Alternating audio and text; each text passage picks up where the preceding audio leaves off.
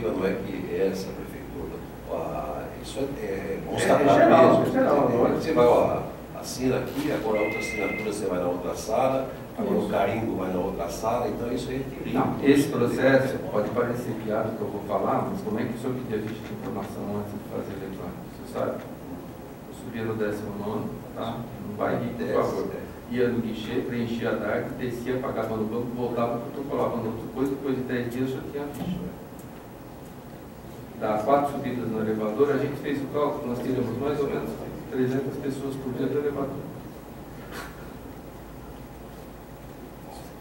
Secretário, durante esse período que o senhor ficou à frente da secretaria,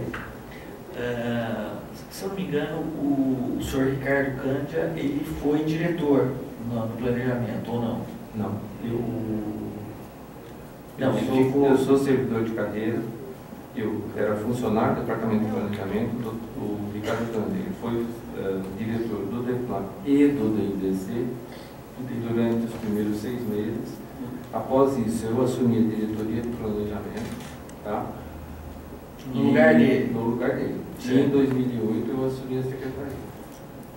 Certo. Tá? Depois que o senhor assumiu a secretaria, ou mesmo durante que o senhor era diretor, que o senhor Ricardo Cândia se afastou, ele de uma maneira comum, era visto na secretaria, fazendo... Sim, ele existia na secretaria.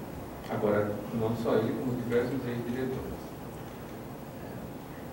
Assim, mas de Isso uma... daí é uma coisa normal, e como qualquer cidadão ele tem acesso. Trabalhava no ramo, na situação. Agora, de uma maneira geral, ficou muito caracterizada essa atuação dele, junto inclusive com outras pessoas, para aprovação de empreendimentos, inclusive empreendimentos direcionados a 2 empresas propriamente, a Goldfarb e a MRV. Em algum momento, o senhor atendeu ele e outras pessoas com ele, sobre a viabilidade de empreendimentos? Análise geral de diretrizes, sim. E na fase que você vai fornecer diretrizes, até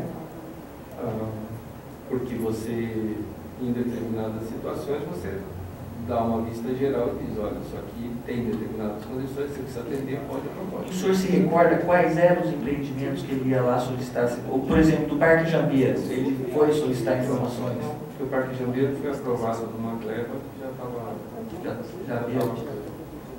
Já havia uma diretriz pronta. Já havia era uma gleba, que era da Texas, se não me engano, e que foi vendida para a MRV. Então eles não fizeram qualquer coisa. O senhor se recorda quais foram os empreendimentos que ele foi lá solicitar uma análise? Esse do Extra, por exemplo? Não, esse do Extra não. Esse do Extra ele já tinha um processo também, que foi corrido em 2001. O processo de 2001, a diretriz do Extra foi da 2001. O empreendimento ali do Jardim Miriam, ou do Swift? Não, do Swift. O senhor não se recorda qual era? Não, teve algumas consultas diárias se era possível ou se não era possível. Especificamente eu não consigo. Ele, ao invés de ele entrar com a ficha de informação, ele tentava de uma maneira informal. De modo geral, perguntar sobre uma coisa, isso daí é normal, as pessoas pedidas, saber se pode fazer essa coisa, que é uma maneira nada que venha trazer qualquer comprometimento nesse aspecto, eu nunca tive. Certo. Também nunca fui. E atendia todo mundo. E atendia todo mundo. Atendo. Posso atender com a presteza que as pessoas gostam. Pela própria sobrecarga de compromisso que a gente tem na elaboração dos planos característicos. A gente já tem indiscriminadamente qualquer pessoa.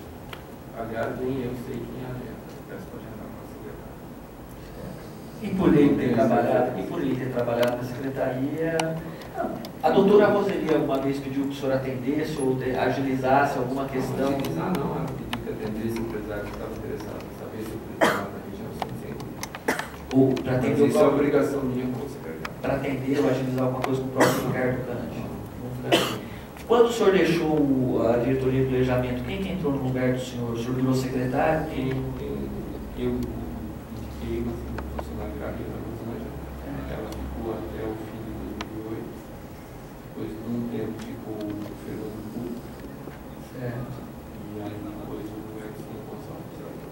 Edson Gonçalves Ele é de carreira. ele é de carreira também.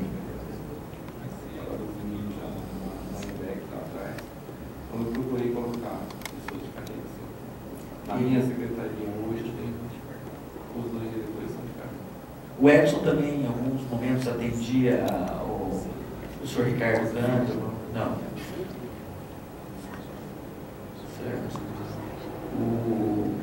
E por parte do prefeito Helios, houve algum momento, alguma interferência do ponto A de vista única cobrança dele era por causa das notas um volume muito grande, perdeu um lapso de tempo muito grande, de 2016 a 2008 para fazer. E a lei de uso e ocupação do solo, não se falava também em regularizar essa questão? Até mais aquilo que eu falei no começo da minha fala. A lei de uso foi uma opção tomada em 2006, certo? De se fazer os planos locais primeiro, preliminarmente da controle. Então isso já era um leite derramado, mas já estava naquele momento que ele parar e mudar o rumo da história. Esse é o principal fato. o senhor Edson continua como diretor da Secretaria de Funcionamento. Vocês têm alguém na secretaria que trabalha lá, mas que não que é contratado por alguma empresa terceirizada?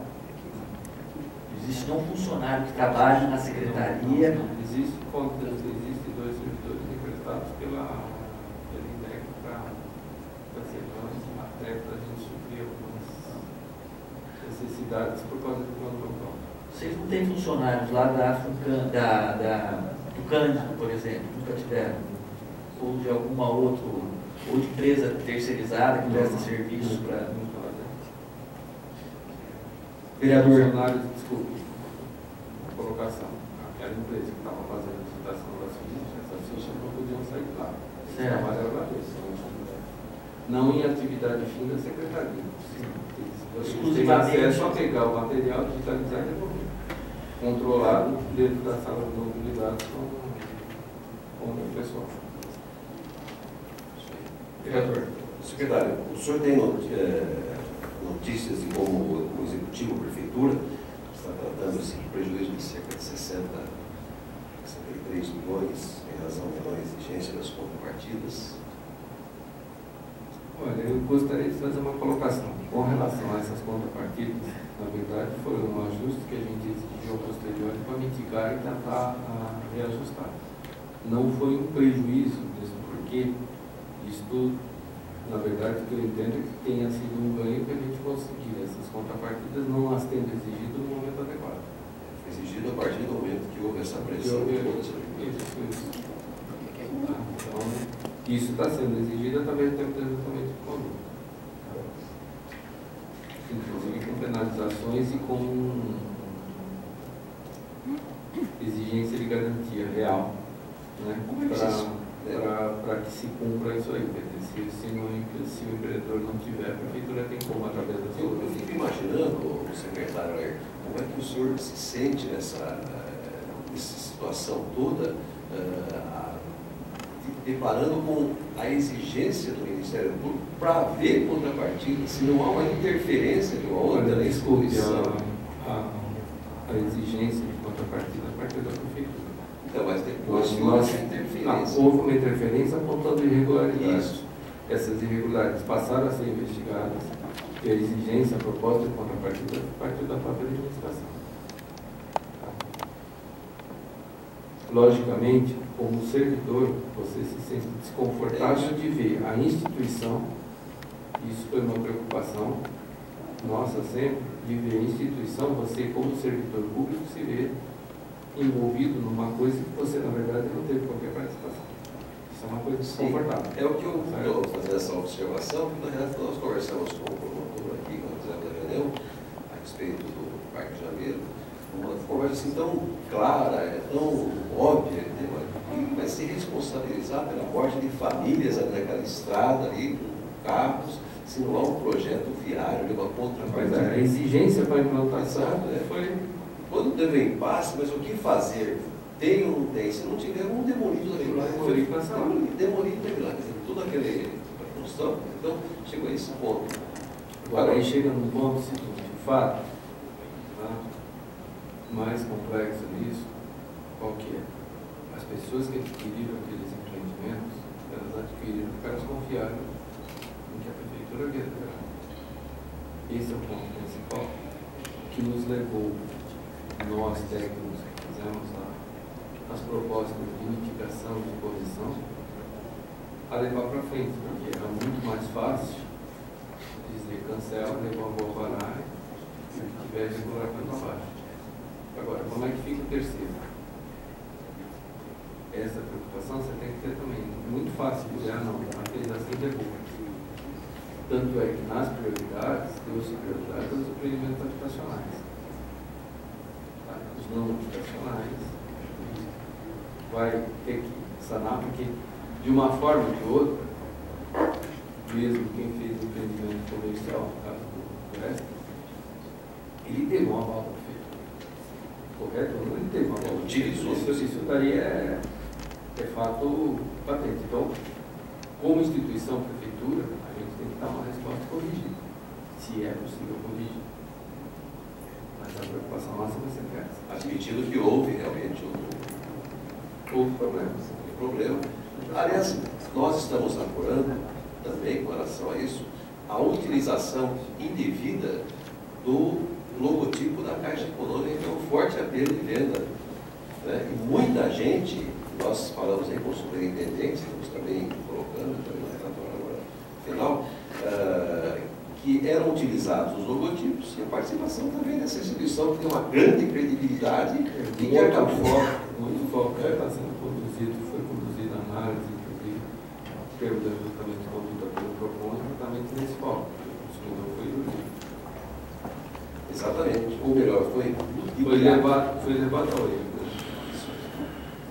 Secretário, de uma maneira geral, a gente está aqui, uma das funções, uma das principais funções, inclusive, dessa comissão é tentar identificar